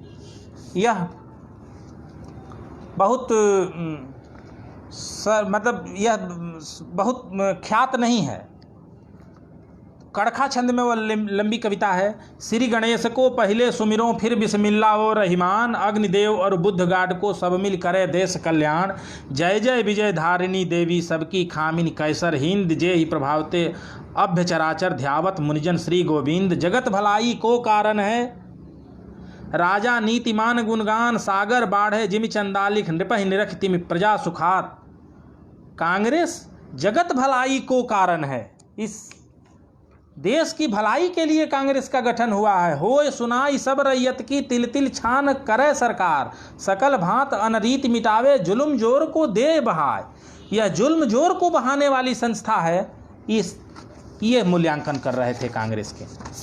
उसी तरह की एक उनकी कविता है, नागार्जुन की एक कविता है, बाद में इसी शैली पर लिखी गई। नागार्जुन कहते हैं ना कि भारतेंदु के लिए उन्होंने एक जगह कहा है कि हिंदी की है रीढ़ गंवारू बोली, यह भावना तुम्हीने हम में घोली। हरगंगा पाठ एक बालकृष्ण भट्ट की कविता है। उसमें कहते हैं बालकृष्ण भट्ट की, पटवारी का एक्ट बनेगा हर गंगा, झटपट धाय महीने भर में नंबर पड़गा हर गंगा। मई जून में रुपया लेबे हर गंगा, रुपया केर जरूरत हमको हर गंगा। सबसे निर्मल कष्टकार है हर गंगा, पेट काट के लादी ढोवे हर गंगा। मतलब सोझे उजुर न लावे हर गंगा, जमींदार को घाटा नाही हर गंगा। कांग्रेस निदान, कांग्रेस इस राजनीतिक, इस परतंत्रता में एकमात्र निदान है। यह जोर देने वाले लोग 1857 की चेतना को कैसे आगे बढ़ा रहे हैं, यह देखना हिंदी प्रदेश में बहुत महत्वपूर्ण है और इसे बार बार देखने की इसलिए ज़रूरत है। बहुत सारी सामग्री पर चूंकि इस पूरे बहस में चर्चा ही नहीं हुई है, जिन्हें हम इस बहस में समेटते ही नहीं। हम यह देखते ही नहीं कि कैसे तिलक की जो जीवनी हिंदी में लिखी गई 1920 में उनके मृत्यु के बाद, मालवीय जी तिलक के से सहमत राजनेता नहीं थे। तिलक की लाइन दूसरी थी, मालवीय जी तिलक गरम दल की राजनीति के प्रतिनिधि थे और मालवीय जी नरम दल की पूरी राजनीति के प्रतिनिधि थे। लेकिन तिलक की जब जीवनी लिखी गई हिंदी में तो उसकी भूमिका मालवीय जी ने लिखी है। बड़ी शानदार भूमिका लिखी है उन्होंने। तिलक का मूल्यांकन बहुत बेहद महत्वपूर्ण ढंग से उन्होंने किया है। तो मालवीय जी की खुद जीवनी हिंदी में नहीं लिखी गई पहली बार, पहले वह उर्दू में लिखी गई, जिसे जबलपुर से एक जमाते इस्लामी के फाउंडर अबू आला मौदूदी ने लिखी, और दूसरी जीवनी उनकी मराठी में लिखी गई। पहले हिंदी में उनकी जीवनी बाद में लिखी गई।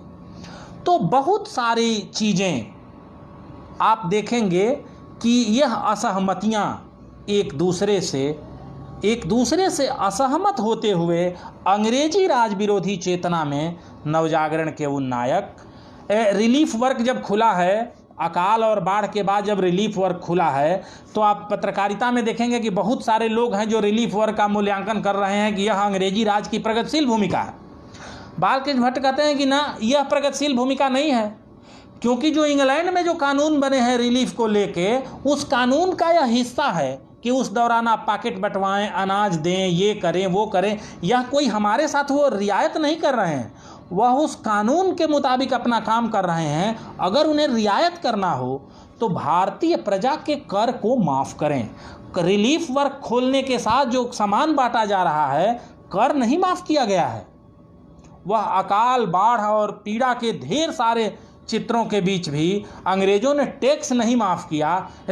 तो बालकृष्ण भट्ट उस यूरोपीय पश्चिम के तर्ज पर वह देखते हैं कि नहीं, जो पश्चिम में उदारवाद का जो कानून है, जिसमें रिलीफ वर्क खोलना किसी भी सरकार का, किसी भी लोकप्रिय लोकतांत्रिक सरकार का दायित्व है, उसी दायित्व के तहत इन्होंने रिलीफ वर्क खोले हैं।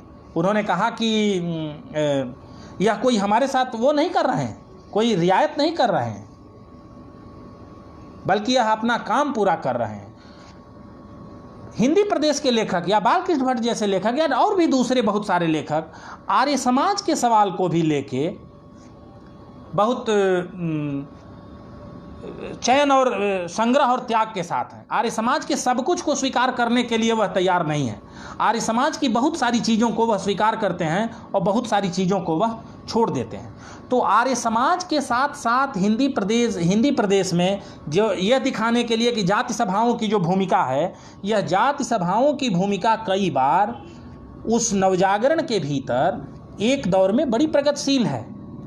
वैश्य समाज जो सत्य सनातन धर्म और वैश्योपकारक जैसे जो पत्र निकालता है, उसमें धार्मिक सुधार और राजनीतिक चेतना के विकास की बातें हो रही हैं।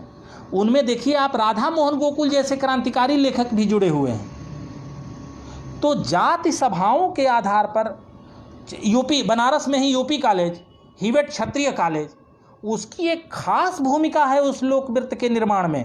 उन नागरी पचानी को सभा देने वाले वह राजा महाराजा हैं, उनकी एक खास भूमिका है उस लोकवृत्त के विस्तार में, जिसका मूल्यांकन उस नवजागरण के संदर्भ में अभी होना बाकी है। हुआ है, लेकिन जिस बड़े पैमाने पर सामग्री के साथ उसको होना चाहिए वह एक संस्थागत काम है। बहुत सारी पत्रिकाओं की अभी रचना विवरणी अगर केवल बना दिया जाए, इस काम को बड़ी संस्थाओं और विश्वविद्यालयों को इसमें आगे आकर के करना चाहिए। खुद इलाहाबाद में ही बहुत सारी पत्रिकाओं की अगर सामग्री की केवल रचना विवरणी बना दी जाए तो आपको ऐसी सामग्री हाथ लगेगी तो आपको लगेगा यह अकारण नहीं है कि सरस्वती में उस ढंग के राजनीतिक लेख नहीं छपे जिस ढंग के लेख वहाँ दूसरी पत्रिकाओं में छपे। मैं कोई इससे सरस्वती का महत्व नहीं मैं कम कर रहा हूँ, मैं यह कह रहा हूँ कि आखिर क्या कारण है कि जब अभ्युदय निकला और अभ्युदय का नामकरण किया हिंदी प्रदेश के बिगड़े दिल पत्रकार बालकृष्ण भट्ट ने, मालवीय जी ने कहा कि नाम बताइए एक पत्रकार, तो उन्होंने कहा अभ्युदय रखो। अभ्युदय जब निकला तो उन्होंने कहा कि एक पत्रकार को दीजिए, कोई अच्छा हिंदी का पत्रकार हो जो हम अपने यहाँ रखना चाहते हैं। तो किसे दिया बालकृष्ण भट्ट ने? सरस्वती में काम करने वाले गणेश शंकर विद्यार्थी गए अभ्युदय, क्योंकि गणेश शंकर विद्यार्थी के लिए सरस्वती उस रेंज का पत्र ही नहीं था जहां उनकी चेतना को पूरा विस्तार मिल सके। गणेश शंकर विद्यार्थी साहित्यिक चेतना तक सीमित नहीं थे, उनका एक बहुत बड़ा व्यापक राजनीतिक संदर्भ था। तो उस बालकृष्ण भट्ट ने उनको भेजा। यह अलग बात है कि अभ्युदय से अलग होकर के वह बीमार पड़े और फिर कानपुर गए, कानपुर में वह प्रताप से जुड़े, लेकिन अभ्युदय की वह चेतना बनी रही बात तक, जब तक उसमें कृष्णकांत मालवीय, सत्यानंद जोशी इस तरह के लोग थे। हालांकि बाद में अभ्युदय की चीज़ों पर भी विचार किया जाना चाहिए। तो बहुत सारी पत्रिकाएं खुद इलाहाबाद में ही हैं जिनकी अभी रचना विवरणी तक उपलब्ध है, हम जानते तक नहीं कि उनमें क्या है। उर्दू के बहुत सारे पत्र, स्वराज के कुल 2.5 साल में अंक निकला 75, और सभी संपादकों को अगर सज़ा मिला दी जाए तो 113 साल की सज़ा होती है, जो काला पानी की सज़ा हुई संपादकों को, होतीलाल वर्मा और भटनागर शांति स्वरूप नारायण तक। और स्वराज के मुकदमे को लड़ा मदन मोहन मालवीय ने, जिसको हिंदू महासभा से जुड़े लोग जिसकी आलोचना कर रहे थे कि आप इस उर्दू पत्र की वकालत क्यों कर रहे हैं, उसके मुकदमा को क्यों लड़ रहे हैं। मालवीय जी ने कहा कि हमारे लिए यह उर्दू पत्र नहीं है, हमारे लिए यह हिंदुस्तान के नौजवानों की वह आवाज़ है जिस आवाज़ को मैं कैसे तब जाने दूं। और उस मुकदमे को उन्होंने लड़ा। तो ये सारे इस निर्माण की पृष्ठभूमि में बालकृष्ण भट्ट के बहाने इस हिंदी नवजागरण के आसंग में इस तरह की जो क्रांतिकारी चेतना है इसको देखा जाना चाहिए, जिसे अभी नहीं देखा जाना चाहिए गया है। बनारस में ही भाई बहुत सारी चीज़ लोगों को जानता हूँ, बहुत सारी पत्रिकाओं को व्यक्तिगत रूप से मैं जानता हूँ जिसका अभी उस तरह से जिक्र नहीं है। खुद महामहोपाध्याय सुधाकर द्विवेदी की सामग्री पर उस तरह से जिक्र नहीं है, जबकि उनके राम कहानी पर महावीर प्रसाद द्विवेदी ने लिखा। पृथ्वी प्रदक्षिणा पर महावीर प्रसाद द्विवेदी ने समीक्षाएं लिखी। हिंदी विश्वकोश पर द्विवेदी जी ने समीक्षाएं। द्विवेदी जी जो, आप यह देखिए, क्या यह अकारण है कि भारत भारती की पृष्ठभूमि में द्विवेदी जी कहते हैं कि अल्ताफ हुसैन हाली की तर्ज पर भारत एक रचना लिखी जानी चाहिए हिंदी में।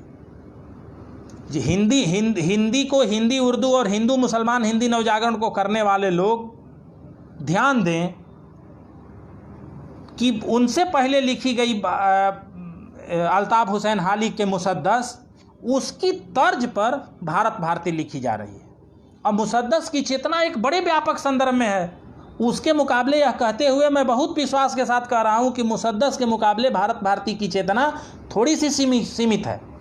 वो उतनी विस्तृत चेतना नहीं है जिस चेतना को लेकर मुसद्दस चलता है। ऐसे बहुत सारे लेखक, उसी इलाहाबाद में शमसुल उलमा मौलवी जकाउल्ला जो ज्ञान मीमांसा पर काम कर रहे थे, उसकी कड़ियाँ बालकृष्ण भट्ट से जुड़ी हुई हैं।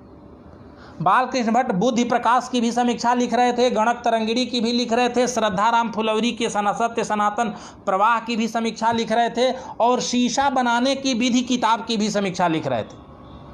हिंदी में भूगोल की भी किताब लिखी जा रही थी, और शीशे के निर्माण की भी किताब लिखी जा रही थी, साबुन बनाने की विधियाँ, इस पर भी टिप्पणी लिख रहे थे। तो यह लोकवृत्त केवल कविता कहानी उपन्यास केंद्रित नहीं था, उसका एक बड़ा लोकवृत्त था। संभवतः मैंने पहले भी कहा कि मैं हो सकता है कि मेरी बात बहुत अव्यवस्थित किस्म की हो, लेकिन इस एक संकेत के तौर पर मैंने आपसे बातचीत की। इन्हीं शब्दों के साथ आप सबको प्रणाम, बहुत बहुत धन्यवाद।